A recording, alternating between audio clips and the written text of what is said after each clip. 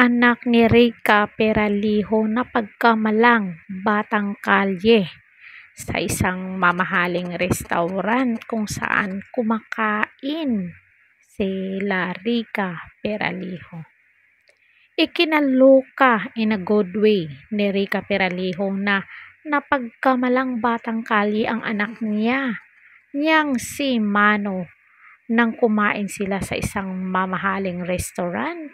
Ikwinento ng dating aktres sa kanyang Instagram story at ang buong pangyayari. True story na we were seated here when the server asked us if kasama namin si Mano. Akala niya ata he is a street kid na disturbing us.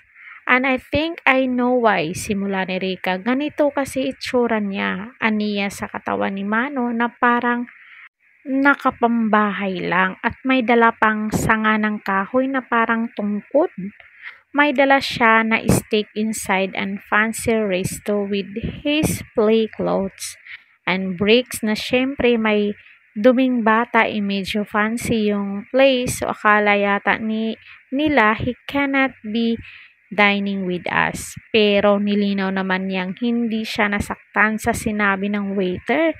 Di naman ako na-offend kasi sa totoo lang mukha talaga siyang batang naglaro sa kalye. At sa totoo lang, hindi namin alam na fancy pala yung pipiliin for dinner ng mga friends namin. Kaya medyo sobrang casual naming pamilya. Ha ha ha, say ni Rica. Naka-crocs at bricks lang talaga kami.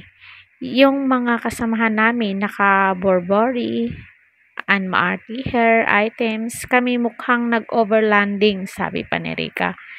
Sabi nga ng mga taong totoong rich at edukado ay hindi ma-offend sa mga may ganyang remark. Totoo naman yan.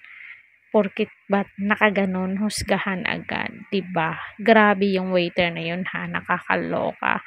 So yun lang guys, kung nagustuhan niyo ang video to, do like, share, and subscribe. Comment down kayo dyan sa baba para updated kayo lagi dito sa akin channel, Caridad Official TV. Hanggang sa muli and thank you so much.